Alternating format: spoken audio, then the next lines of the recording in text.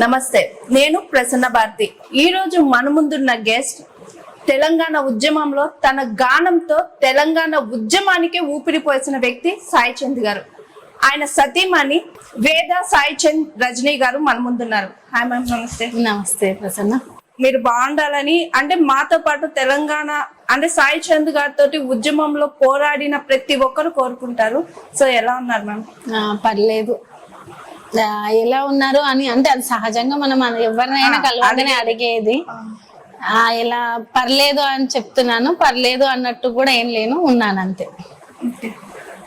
Ma'am, Sai Chand గారు లేని లోటు అయితే మీకు ఎవరు పూడ్చలేనిది, బట్ ఆయన మెమోరీస్ మీతో ఎప్పుడు ఉంటాయి.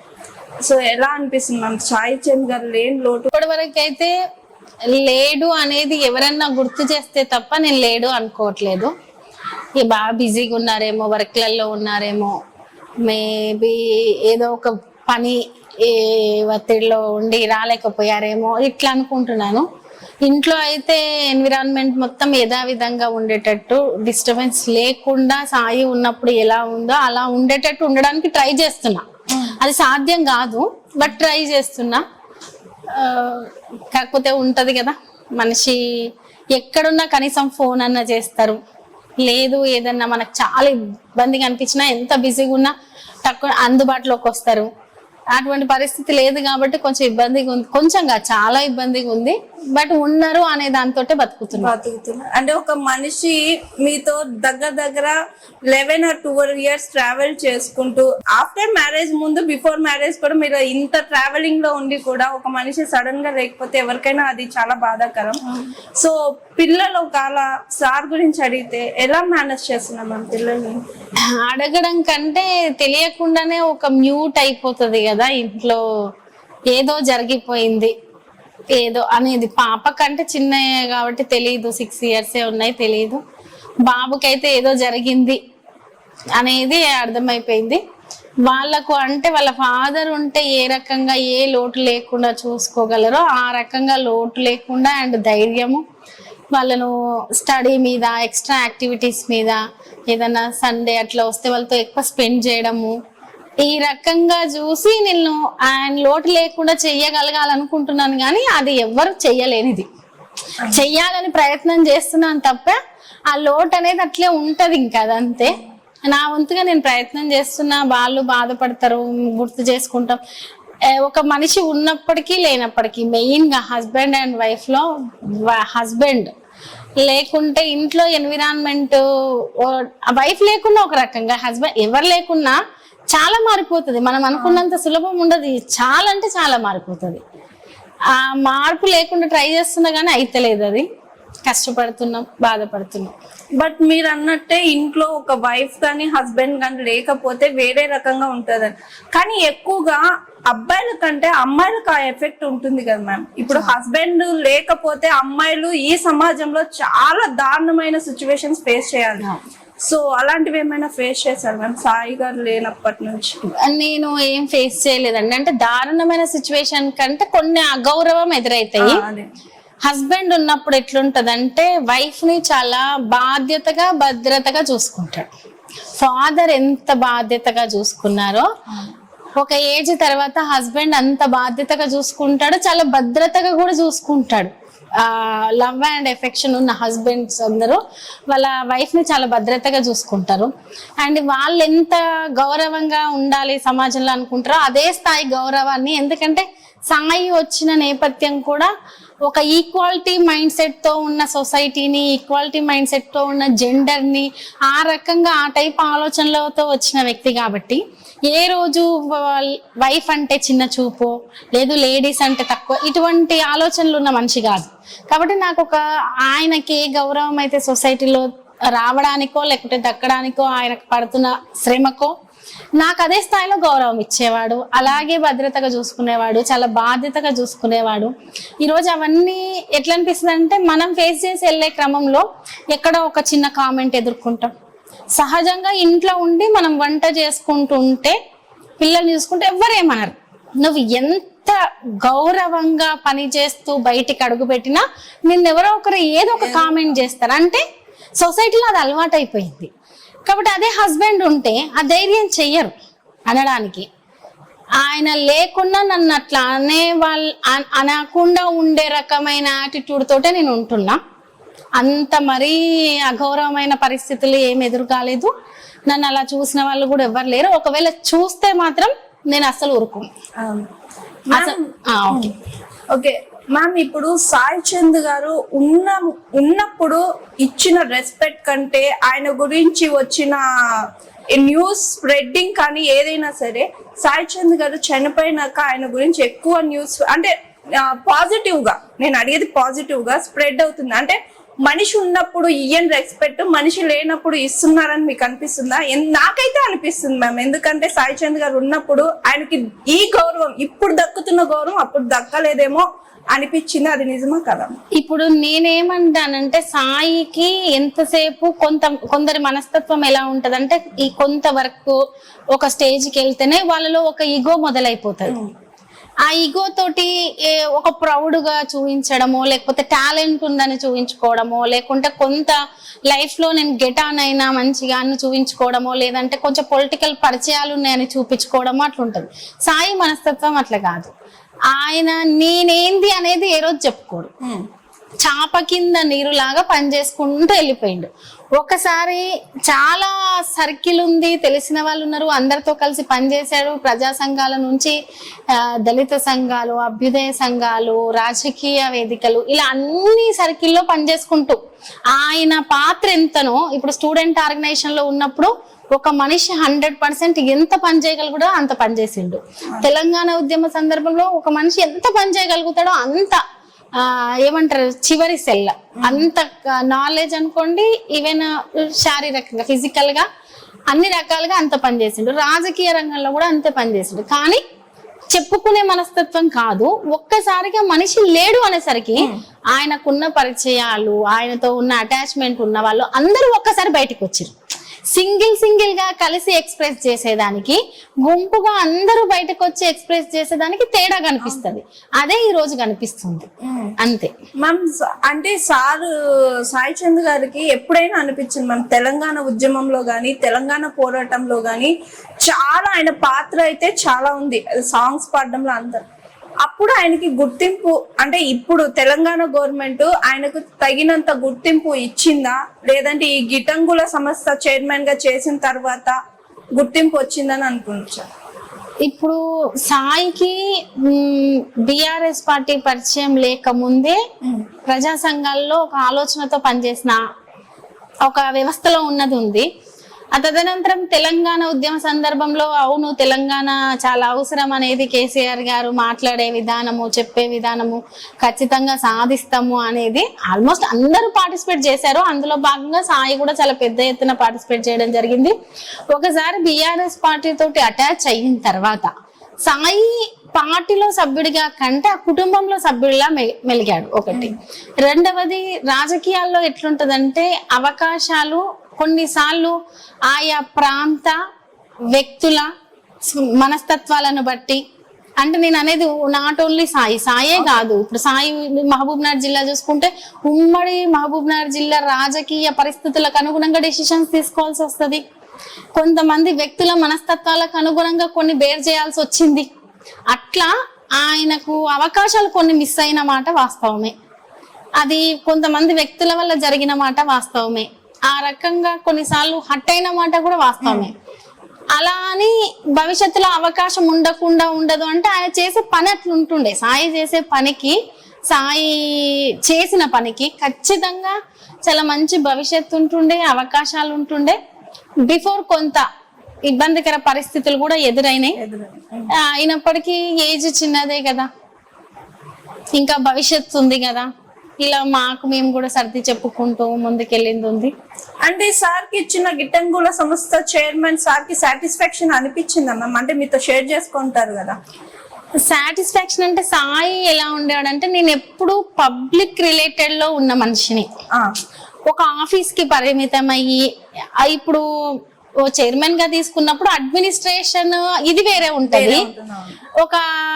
ఒక ఏరియాని సెలెక్ట్ చేసుకోనో లేకపోతే ఆ ఏరియాలో ప్రజాప్రతినిధిగా ఉండేది వేరే ఉంటది. అంటే పబ్లిక్ తో కమ్యూనికేట్ అయ్యి ఉన్న ఫీల్డ్ నుంచి వచ్చింది కాబట్టి అది కొంచెం అంటే ఇదే ఫైనల్ డెస్టినీ అనే రకంగా ఏం ఆలోచించి అట్లా ఉండకుంటుండే, ఓకే ఒక అవకాశం వచ్చింది, ఇందులో కూడా మనం ఏదో ప్రూవ్ చేసుకోవాలి, మన వంతుగా మనం వర్క్ మంచిగా చెయ్యాలి, బట్ ఇది కాదు అనేది మాత్రం ఉంటుండే. మ్యామ్ తర్వాత సార్ వెళ్ళిపోయినాక చైర్మన్ పదవి మీకు ఇచ్చారు.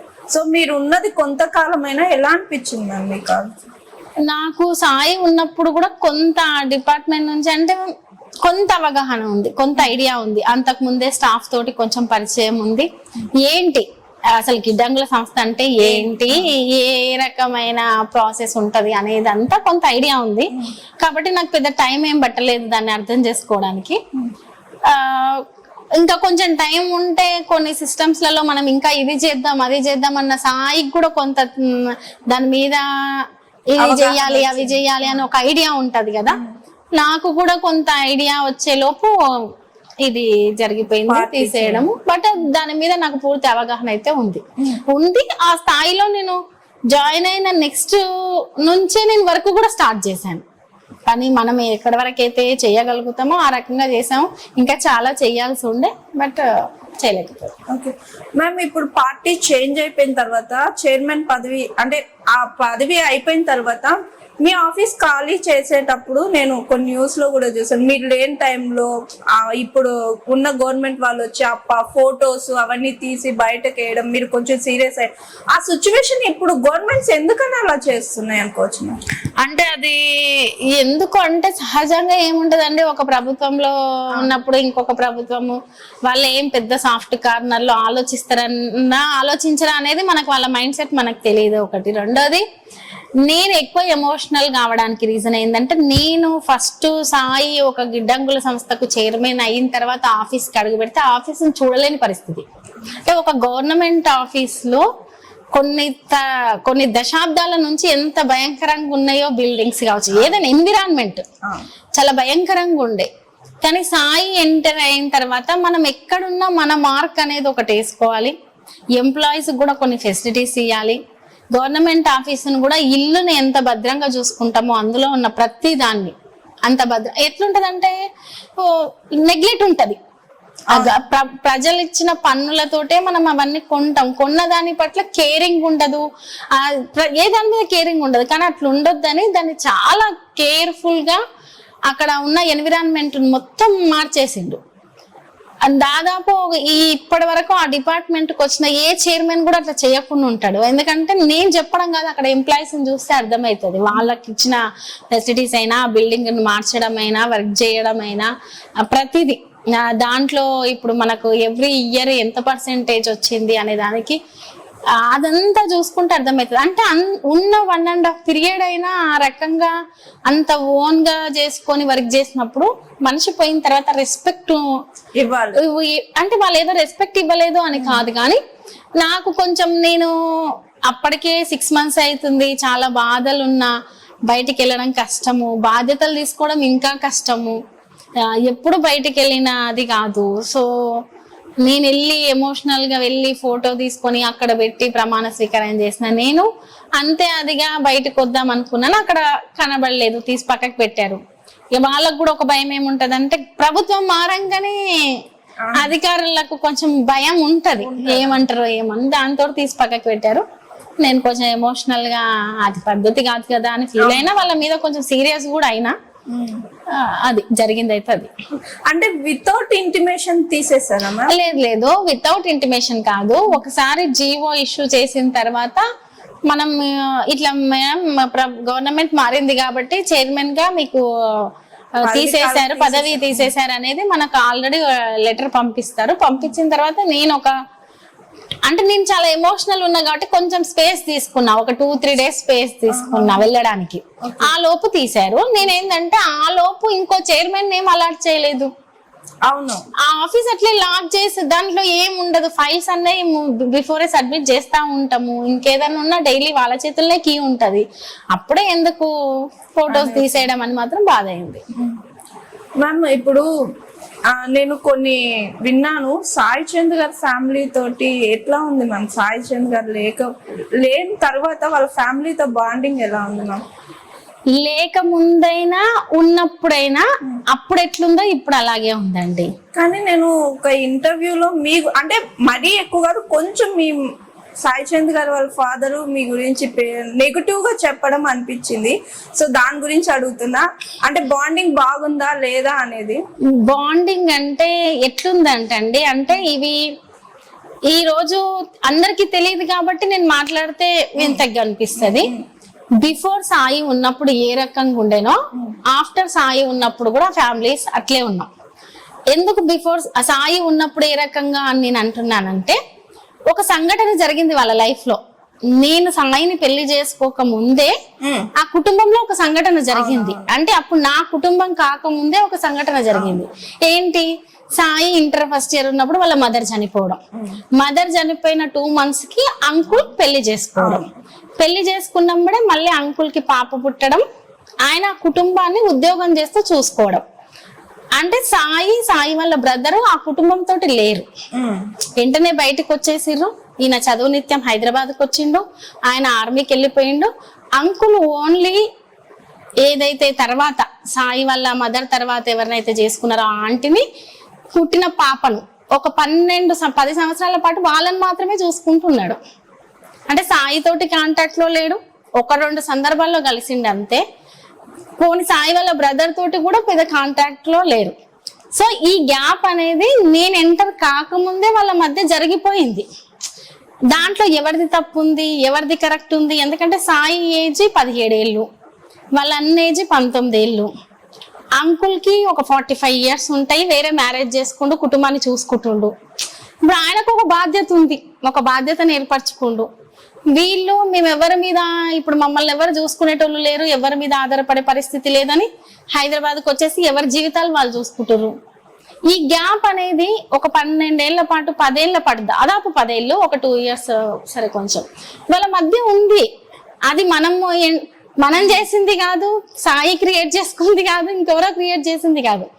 అంటే సహజంగా ఆలోచిద్దాం మనం ఒక ఉమెన్ గా. ఇంట్లో ఒక ఉమెన్ వెళ్ళిపోగానే వేరే వాళ్ళని పెళ్లి చేసుకొని ఇంకా వాళ్ళ కుటుంబంగా ఉంటే మగ పిల్లలు, ఎదిగిన పిల్లలు ఉండలేరు కాదు. అంకుల్ ఆ ఏరియాలో లేడు, మహబూబ్ నగర్ షిఫ్ట్ అయిపోయిండు, కుటుంబాన్ని చూసుకుంటుండు. వీళ్ళు చదువుల నిత్యం వచ్చేసిరు. మళ్ళీ ఎప్పుడైతే సాయి తెలంగాణ ఉద్యమ సందర్భంగా కూడా కాదు, తెలంగాణ ఉద్యమం అయిపోయి 2011లో మా పెళ్ళైన సందర్భంలో మళ్ళీ కొంచెం దగ్గరయ్యారు. దగ్గర అంటే దగ్గర కాదు, అప్పుడప్పుడు వెళ్ళడం, కలవడం.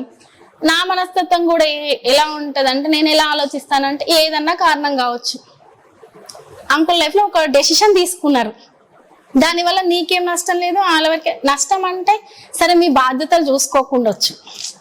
కొంచెం కొడుకులకి ఏమనిపిస్తుంది, మేము ఒక 17 years ఉన్నప్పుడు మా నాన్న మమ్మల్ని వదిలేసి వెళ్ళిపోయింది కదా, చూసుకోలేదు కదా, అట్లా సహజంగా అనిపిస్తుంది. కానీ మీరు బాగుపడ్డారు కదా, మీరేం దాన్ని మనసులో పెట్టుకోవద్దని ఇంకా నేనే పాజిటివ్ గా మాట్లాడి, నేనే అప్పుడప్పుడు వెళ్తూ వస్తూ ఇలా ఉండేవాళ్ళం. ఇప్పుడు మ్యారేజ్ అయిన ఈ పీరియడ్ మొత్తం సాయి మొత్తం బిజీయే. మేము ఇక్కడ హైదరాబాద్ లో ఉంటాము, అక్కడ అంకుల్ వాళ్ళ ఫ్యామిలీ ఊర్లో ఉంటది. ఎప్పుడన్నా అడపదడప వెళ్తాము, పలకరిస్తాము, వస్తాము. వాళ్ళు అడపదడప వచ్చేవాళ్ళు, పలకరించే వాళ్ళు వచ్చారు. ఇదే ఉంది లైఫ్ లో, ఇదే కంటిన్యూ అవుతుంది అంతే. అయితే ఎందుకని మ్యామ్ ఇప్పుడు మోస్ట్లీ చెప్పాలంటే ఈ రూమర్స్ అయితే అత్తగారింటి నుంచి ఆడపిల్లకే వస్తుంది. ఎందుకని ఒక హస్బెండ్ లేనప్పుడు వాళ్ళకు ఆ ఆడపిల్లకు ఒక ధైర్యము, ఒక తోడు, నీడ, అది అత్తయ్య గాని, మామయ్య గాని, అమ్మ గాని, నాన్న గాని ఉండాలి.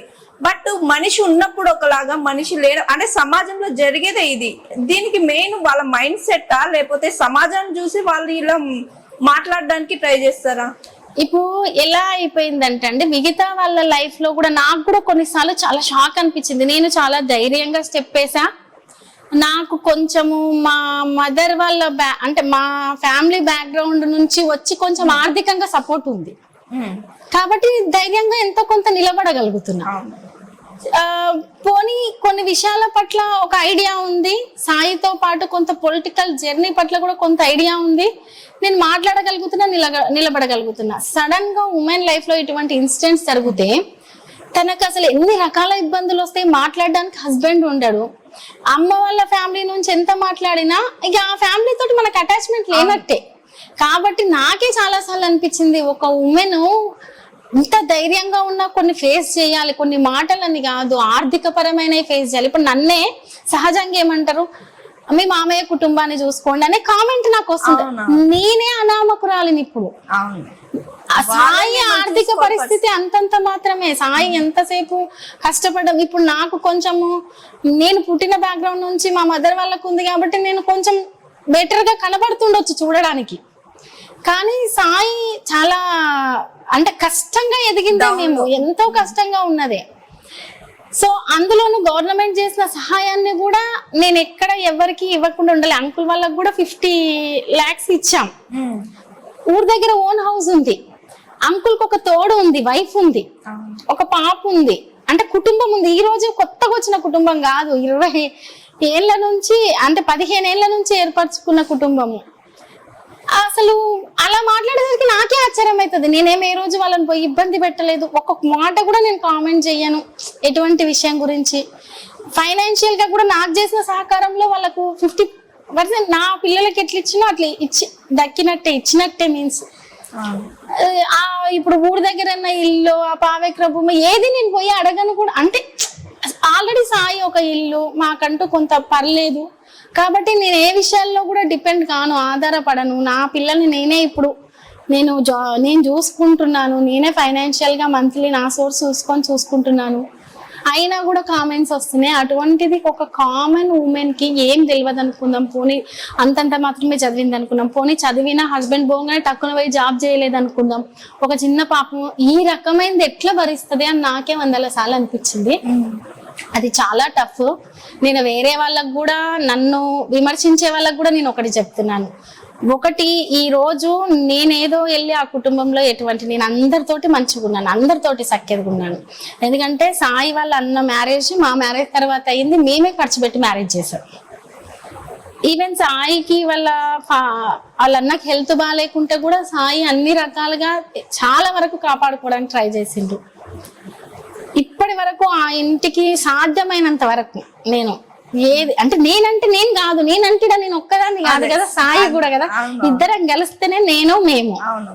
ఒక హస్బెండ్ ఏదైనా చేస్తుండు, ఏదైనా మూవ్ అవుతుండంటే వైఫ్ సపోర్ట్ లేనిది హస్బెండ్ మూవ్ కాడు. కాబట్టి నాకు సాధ్యమైనంత వరకు నేను బెటర్ గానే ఉన్నా, కుటుంబంతో మంచిగానే కలిసి ఉన్నా. కానీ ఎట్లుంటదంటే మనిషి లేకపోయేసరికి సాయి వాళ్ళ మదర్ లేరు, మదర్ ఉంటే ఇంకొక లాగా ఉంటది. అంకుల్ కి ఇంకా వేరే ఎన్విరాన్మెంట్ ఎవరెవరో యాడ్ అవుతుంటారు, మనకు తెలియదు కదా ఎవరెవరు యాడ్ అయ్యారు, ఎవరెవరు వచ్చి ఏమేమి చెప్తున్నారు, ఏమేమి మాట్లాడుతున్నారు. ఇప్పుడు కొడుకు ఉన్నప్పుడు ఉండేదానికి ఉన్నప్పుడు కూడా వాళ్ళ మధ్య చాలా గ్యాప్ ఉంది. నిజం చెప్పాలంటే చాలా ఫ్యామిలీనే, ఈ నాట్ ఓన్లీ సాయి వాళ్ళ బ్రదర్ కి కూడా ఒక గ్యాప్ అనేది ఏర్పడిపోయింది. అది 10th క్లాస్ ఇంటర్ ఆ ఏజ్ లో ఏర్పడిపోయింది. ఇక దానికి ఇప్పుడు మనిషి లేకపోయేసరికి కొత్తగా మనల్ని ముందలు పెట్టి మాట్లాడుతుంటే నాకు ఆశ్చర్యం అనిపిస్తుంది. ఓకే, వాళ్ళకి తెలియదు కదా, తెలియని వాళ్ళు ఏవేవో మాట్లాడతారు, వాళ్ళకి పూర్తిగా ఫ్యామిలీ స్టోరీ తెలియదు కదా, ఇక అట్లే మాట్లాడతారు సహజంగా. కొంత పెరిగిన విధానాన్ని బట్టి కూడా డిఫరెన్స్ కనిపిస్తాం కదా, డిఫరెన్స్ అనేది కామన్ గా కనిపిస్తుంది. కాబట్టి దాని వల్ల కూడా అట్లా మాట్లాడతారేమో. ఇక పోనీలే, తెలుసుకున్న వాళ్ళు బెటర్ గా ఆలోచిస్తారు అని నేను కూడా వదిలేస్తాను. మ్యామ్, సాయి గారు ఉన్నప్పుడు ఇప్పుడు అంటే చేంజెస్ ఏమున్నాయి మ్యామ్ మీలో కానీ, లేదంటే మీ చుట్టూ ఉన్న సమాజంలో కానీ చేంజెస్? సాయి గారు ఉన్నప్పుడు ఒక రకంగా ఉంటుంది, లేనప్పుడు ఒక రకంగా ఉంది. ఇప్పుడు ఏం చేంజెస్ చూసారు మ్యామ్? చాలా, మా ఇంటి చుట్టూ ఎన్విరాన్మెంట్ చేంజెస్ చూసానండి. నా లోపల నేను చేంజెస్ చూసాను. ఒక ఉమెన్ కి ఎలా ఉంటదంటే, మనం ఒక ఇల్లు నీట్గా ఉంచాలన్నా, ఒక ఫుడ్ టేస్ట్ఫుల్ గా ఉండాలన్నా, లేదు మన మీద మనకి ఏదైనా ఇంట్రెస్ట్ గా ఇది తెచ్చుకుందాం అనిపించిన హస్బెండ్ కోసమే చేస్తాం మెజారిటీగా. అవును, అంటే మనం ఒకసారి మ్యారేజ్ అయ్యిందంటే మన కోసం మనం బతకడం మర్చిపోతాం, భర్త కోసం, తర్వాత భర్త పిల్లల కోసం ఇలా బతుకుతాం. ఇప్పుడు ఎవరి కోసం ఏం చేయాలి అనిపిస్తుంది కొన్నిసార్లు. ఒక గోల్ పెట్టుకున్నా కాబట్టి సాయి తర్వాత సాయి చాలా అంటే నేను చూసా. నిజంగా చెప్పాలంటే సాయి గురించి ఈ రోజు మాట్లాడే వాళ్ళందరూ సాయిని ఇప్పుడు స్టూడెంట్ ఉన్నప్పుడు 1 సంవత్సరం ఒకరు చూసుకుంటారు, ఆ సంవత్సరందే మాట్లాడతారు. ఒకరు ఇంకొకటి ఏదో స్టూడెంట్ ఉద్యమాల్లో చూసిన 6 నెలలదే మాట్లాడతారు, ఒక 6 నెలదో సంవత్సరంతో వాళ్ళతోటి కలిసి ఉన్నది. ఈవెన్ అంకుల్ కూడా ఆ చిన్నప్పటి నుంచి ఉన్నదే తెలుసు, ఇంటర్ వరకే తెలుసు. ఇంటర్ తర్వాత నుంచి ఈ పొలిటికల్ బిఫోర్ జర్నీ వరకు సాయి ఏం కష్టపడ్డాడో తెలియదు, ఎంత ఏడ్చిండో తెలియదు, ఎంత బాధపడ్డదో తెలియదు, ఫుడ్ లేకుండా ఇబ్బంది పడ్డదో తెలియదు. ఎందుకంటే ఏ రోజు రాలేదు, అడగలేదు.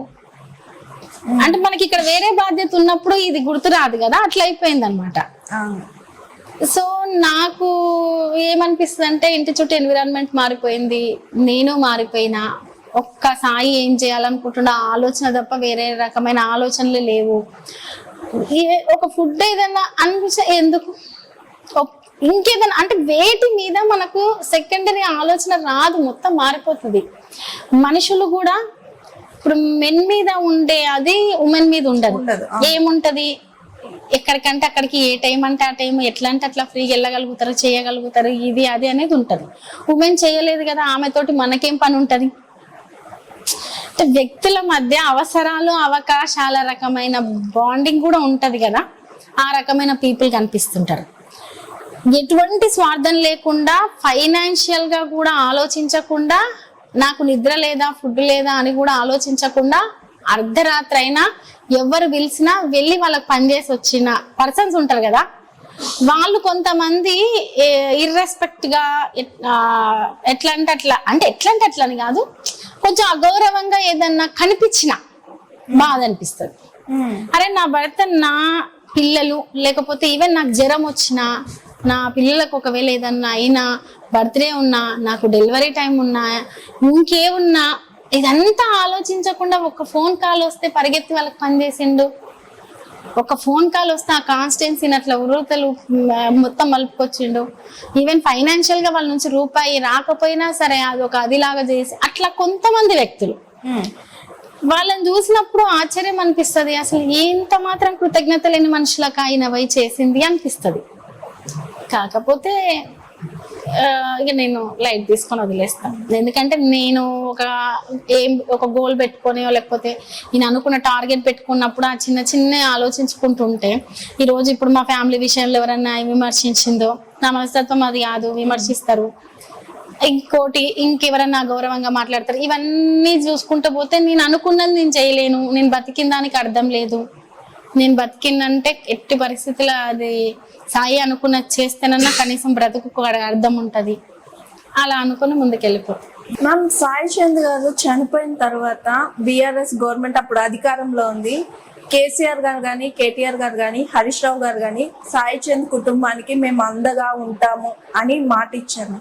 నిజంగానే ఇప్పటికీ సాయి చంద్ కుటుంబానికి బీఆర్ఎస్ గవర్నమెంట్ అండగా ఉందా? ఒకటండి, సాయి ఇన్సిడెంట్ జరిగినంబడే ప్రభుత్వం కాదు, చాలా మంది ప్రభుత్వం నుంచి అనుకుంటున్నారు. ప్రభుత్వం కాదు, ప్రజాప్రతినిధులు వాళ్ళ జీతం మాకు ఆర్థిక సాయం చేశారు. బయట ఉన్న టాక్ చెప్తున్నా నేను, ప్రభుత్వం నుంచో ప్రభుత్వ బడ్జెట్ నుంచో ఎటువంటి సహాయం మాకు కాదు. ప్రజాప్రతినిధులు కూడా, అంటే సాయి ఆ ప్రజాప్రతినిధులకు ఎంత సర్వీస్ చేసిండో తెలుసు అందరికి. వాళ్ళ ఒక మంత్ శాలరీ అంతా ఒక దగ్గర యాడ్ చేసి మాకు, తర్వాత అంకుల్ కి, తర్వాత ఇప్పుడు అప్పుడే ఇన్సిడెంట్ జరిగింది జగదీష్ గారు అని చెప్పేసి చైర్మన్ వాళ్ళ కుటుంబం అట్లా సహాయం చేశారు. నాకు చైర్మన్ గా బాధ్యత ఇచ్చారు. ఒకవేళ బీఆర్ఎస్ ప్రభుత్వం అట్లే ఉంటే ఆ చైర్మన్ అట్లే కంటిన్యూ అయ్యేది. తదనంతరం ఏ రకమైన, ఇప్పుడు 2 years పీరియడ్ అయిపోయిన తర్వాత ఏ రకమైన సపోర్ట్ ఉంటుండేనో. ఇప్పుడు గవర్నమెంట్ పోయిన దానికి మనం దాన్ని తప్పు పట్టలేము. ఇప్పుడు వాళ్ళు తీసేయలేరు, వచ్చిన గవర్నమెంట్ తీసేసింది. తర్వాత ఇప్పుడు సపోర్ట్ అంటే, ఇప్పుడు నేను ఫైట్ చేయాల్సిన టైం, ప్రతిపక్షంలో ఉన్నాం. నేనేందో రాజకీయంగా నాకున్న చైతన్యం ఏందో, నాకున్న అంకిత భావం అంటారు కదా, కమిట్మెంట్ ఏంటో, ఇవన్నీ నేను ప్రూవ్ చేసుకోవాల్సిన టైం. ఇంకొకటి ఏంటంటే, ఒక ఇన్సిడెంట్ జరిగిన తర్వాత సరే సాయితో ఎంత బీఆర్ఎస్ పార్టీకి అనుబంధం ఉన్నా ఆ రెస్పెక్ట్ ఇస్తున్నారు, మంచిగా ఉన్నారు, ధైర్యం చెప్తున్నారు. భవిష్యత్తులో అంటే పార్టీ ఇట్లా అయిన దానికి సడన్ గా ప్రభుత్వం పోయేదానికి ఎవరం ఏం చేయలేం కదా. అట్లని ప్రతిరోజు నాకేదైనా చిన్న ప్రాబ్లం రాగానే పోనీ నా కుటుంబంలో ఎవ్రీ మంత్ నాకు ఉండే ఖర్చులకు ఇంకేదో ప్రతిసారి పోయి వాళ్ళని అడగలేం కదా, ఎవరమైనా అది కరెక్ట్ కూడా కాదు.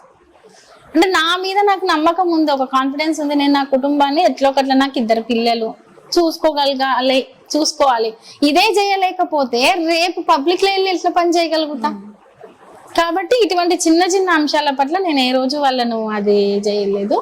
బట్ వెళ్ళిన ప్రతిసారి మిగతా అంటే కేసీఆర్ గారు కావచ్చు, కేటీఆర్ అన్న కావచ్చు, హరీష్ అన్న కావచ్చు, అట్లా పార్టీలో ఉన్న పెద్దలు వాళ్ళు ఇచ్చే రెస్పెక్ట్ ఇస్తున్నారు, ధైర్యం చెప్తున్నారు. ఈవెన్ మొన్న సాయికి సంబంధించిన కార్యక్రమాల్లో కూడా కొంత ముందుండి చూసుకోవడం అన్ని రకాలుగా హరీష్ అన్న అట్లా ప్రతి సందర్భంలో అయితే చెప్తున్నారు. భవిష్యత్తులో ఖచ్చితంగా మా నుంచి మీకు భవిష్యత్తులో కాదు ఎటువంటి ఇబ్బంది ఉన్నా ఏదున్నా సపోర్ట్ ఉంటది అన్నట్టయితే మాట్లాడుతున్నారు. ఇక భవిష్యత్తు ఎలా ఉంటది, కేసీఆర్ గారు ఉన్నారు, చూసుకుంటారు అని నడిపిస్తారు. ఎందుకంటే ఒక ఉమెన్ బయటికి వచ్చి రాజకీయంగా కొట్లాడడం అనేది అంత సులభం కాదు, చాలా ధైర్యం కావాలి. ఖచ్చితంగా సపోర్ట్ ఇస్తున్నారని నేను ఇస్తారని. Okay ma'am, this is my personal question మీకు. మ్యామ్, ఇప్పుడు పాలిటిక్స్ లో ఉండాలి అంటే lot of voice, lot of maturity, lot of mind game. So మిమ్మల్ని చూస్తే చాలా ఇన్నోసెంట్, నెమ్మదిగా ఇంత స్లోలీ ఉన్నారు. So how to getting in politics ma'am? మీరున్న దానికి పాలిటిక్స్ లో ఎట్లా సెట్ అవుతారని మీరు అనుకుంటున్నారు ma'am? Not only politics, every field లో నోరు, lot of voice, lot of maturity. అంటే లెస్ మెచ్యూరిటీ ఉన్న వాళ్ళు ఉంటారు, లాట్ ఆఫ్ మెచ్యూరిటీ ఉన్న వాళ్ళు ఉంటారు, వాయిస్ అతిగా చేసే వాళ్ళు ఉంటారు. రాజకీయాలంటే గట్టిగా అరుచుకొని ఇష్టం వచ్చిన మాటలు తిట్టుకోవడమేనా రాజకీయం అని నేను అంటాను. అంటే ఇప్పుడు రాజకీయం అట్లా అయిపోయింది కదా మేము ఎక్కడ. వ్యక్తిగతంగా నువ్వు ఒక మనిషిని తిడితే ఏమొస్తుందంటే విషయం మాట్లాడు, ఆ విషయం గురించి ఎంత అవసరమో అంత మాట్లాడడానికి నేను రెడీ. అందులో జెన్యూనిటీ ఎక్కడ వరకు ఉంటే అక్కడ వరకు వెళ్ళడానికి నేను రెడీ. అంతే తప్పితే నీ హైట్ నో, నీ ఫిజిక్ నో, నీ కలర్ నో, నీ కుటుంబాన్నో, లేకపోతే ఇంకో రకమైన 4 బూతులు యాడ్ చేసి మాట్లాడడానికైతే నేను ఎప్పటికీ రెడీగా ఉండను. నా దృష్టిలో రాజకీయం అది కాదు, అది ప్రజలకు ఉపయోగపడేది అసలే కాదు. కానీ ఇప్పుడు రాజకీయాలన్నీ వ్యక్తిగతంగా, పర్సనల్ ఫ్యామిలీ లైఫ్ గురించో, లేదా ఏదో ఒక చిన్న ఇష్యూ జరిగితే దాన్నే తీసుకొని వచ్చి పెద్ద రాజకీయం చేస్తున్నారు. మనం అసెంబ్లీలో చూడొచ్చు, బయట మినిస్టర్స్ కానీ ఎమ్మెల్యేస్ కానీ ఏదైనా ప్రెస్ మీట్స్ పెట్టినా అలాగే మాట్లాడుతున్నారు. ఇప్పుడు రాజకీయం అదే అయిపోతుంది. ఇప్పుడు ఆ రకంగా పీపుల్ మైండ్ సెట్ ని ఆ రకంగా మారుస్తారండి. అదేమన్నా పీపుల్ కు ఉపయోగమా? రాజకీయం అనేది ప్రజలకు ఉపయోగపడే ఒక బాధ్యతాయుతమైన అధికారం. రాజకీయంలో ఎటువంటి అధికారం వచ్చినా ఇప్పుడు నువ్వేం చేయ, ఒక రోడ్ల గురించి సమస్య ఉంటే మాట్లాడు, ఒక ఫ్లైఓవర్ల గురించి సమస్య ఉంటే మాట్లాడు, మా ప్రభుత్వంలో ఏం చేసినామో అనేది మాట్లాడు, అవతల ప్రభుత్వంలో ఏం చెయ్యలేదో మాట్లాడు, ఏం చెయ్యాలో సలహాలు ఇవ్వు, చెప్పుకో, నువ్వేం చేయగలుగుతావో చెప్పు. అంతే తప్ప కుటుంబకు సంబంధించిన విషయాలు అంటే ప్రతి కుటుంబంలో ఉంటాయండి.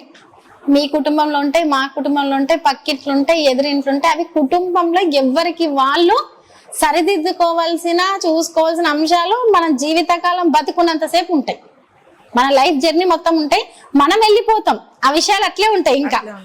కానీ ఇది రాజకీయం కాదు. కుటుంబ అంశాలు బయటికి తీసుకురావడం రాజకీయం కాదు, ఇష్టం వచ్చినట్టు తిట్టుకోవడం రాజకీయం కాదు. నేడు యూత్ ని, మెయిన్ గా ఇప్పుడున్న జనరేషన్ మైండ్ సెట్ ని తప్పుదోవ పట్టిస్తున్నారు.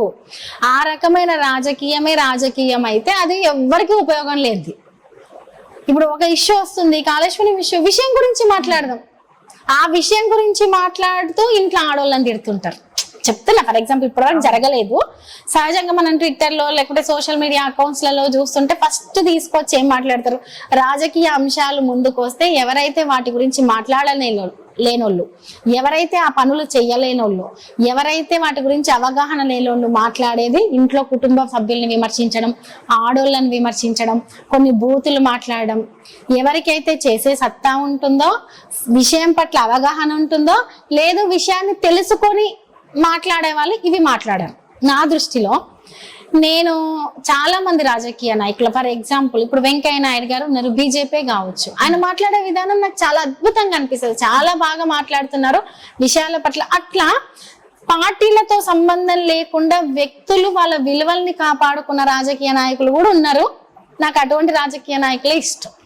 ఓకే మ్యామ్, రీసెంట్ గా మీరు మీ యానివర్సరీకి ఒక సాంగ్ కూడా పాడారు. ఎందుకని అనిపించింది మ్యామ్ అది? అంటే మీరు ఒక కళాకారుని, అంటే భరతనాట్య కళాకారిని కదా. అవును, కూచిపూడి. అలాగే మీరు సింగింగ్ కూడా, అంటే సాయి చంద్ గారు లేరని చెప్పి ఆ లోటు తీర్చుకోవడానికి సింగింగ్ లో కూడా వచ్చారు అనుకోవచ్చు. లేదండి, అంటే నేను అసలు సింగర్ ని కాదు. నేను ఒక సింగర్ కి, అంటే నేను ఒక క్లాసికల్ డాన్సర్ ని, కథకు కూచిపూడి నేర్చుకున్నాను. అయితే ఒక క్లాసికల్ మీద లేకుంటే ఒక ఆర్ట్ మీద నాలెడ్జ్ ఉన్న నాకు తెలుసు ఎవరికి వాయిస్ ఉంది, ఎవరికి వాయిస్ లేదు. కానీ అది ఏదో సింగర్ కోసమో వాయిస్ కోసమో ఇంకేదో సాయి తర్వాత నేను పాడాలనో పాడింది కాదు. అది మా మ్యారేజ్ డేకి అంటే కొంత 1 వీక్ ముందు గూగుల్లో ఫోటోలు, రెగ్యులర్ గా నాకు ఒక హ్యాబిట్ ఏంటంటే కొంచెం బుక్స్ చదివి డైవర్ట్ అవుతున్నాను, అప్పుడప్పుడు పిల్లలతో స్పెండ్ చేసి డైవర్ట్ అవుతున్నాను. లేదు, మా ఓల్డ్ మెమరీస్ అన్ని చూసుకుంటూ ఉంటాను కొంత టైం దొరికితే. సో అలా చూస్తుంటే సాయి రాసిన పాట సడన్ గా వచ్చింది, లిరిక్ పేపర్. దానికి నేను సాయి కొన్ని ఏంటంటే ట్యూన్స్ అవి ఇవి ట్రాక్ వాయిస్ లో రికార్డ్ చేసి ఒక దాంట్లో స్టోర్ చేసి పెడతారు. అది ఓపెన్ చేస్తే దీనికి సంబంధించిన కొంచెం కీ నోట్ వచ్చింది. నాకు అనిపించింది అది చదవంగానే మా లైఫ్ కి ఇప్పుడున్న నేనున్న సిచ్యువేషన్ కి చాలా సిమిలర్ గా ఉంది కదా అని ఆ లైన్స్ చదువుతుంటేనే నాకు తట్టుకోలేని ఏడుపు వచ్చింది. ఏడుస్తూ పాట ఇది ఎట్లా అయినా చేద్దాము అనుకున్నాం. టైం లేదు, 1 వీక్ లోపే వచ్చింది. నేను కొంచెం ఏదో బిజీలో పడ్డాను. ఒక 3 days టైం ఉంది. వేరే వాళ్ళతో పాడిద్దాం అనుకున్నప్పుడు అది నా బాధ. ఎందుకు రాసాడో తెలీదు. సాయి బిఫోర్ ఒక కరోనా టైంలో ఒక ఇన్సిడెంట్ ను ఆయన అనుకొని రాశాడు. ఎందుకు జరిగిందో తెలియదు. నా లైఫ్ లో 2 years తర్వాత ఆఫ్టర్ 2 years సేమ్ సిచ్యువేషన్ లో నేను ఉన్నా. సో నా ఎమోషన్ ని నేనే ప్రజెంట్ చేద్దాం అనిపించింది. అదొక ప్రెజెంటేషన్ అంతే, నాట్ ఏ సింగింగ్. అంటే అదొక సింగర్ గా అని కాదు, ఒక ప్రెజెంటేషన్. నా ఎమోషన్ ని నేను బయట పెట్టిన ఆ రూపంలో అంతే తప్ప నేను ఏదో పాడాలి ఏదో చెయ్యాలి అట్లని కాదు. బేసిక్ గా నేను సింగర్ ని కాదు. నాకు సింగింగ్ ఆ సింగర్ కుండే వాయిస్ కూడా లేదు. మా కోసం ఒక 2 lines మా సాంగ్. ఆ సాంగ్ కొంచెం, అంటే ఆ లిరిక్స్ కొంచెం సాయి గారు పాడిన సాంగ్స్ లో గానీ ఏదైనా సరే దాంట్లో నుంచే పల్లవి కాకుండా చరణం పాడతాను.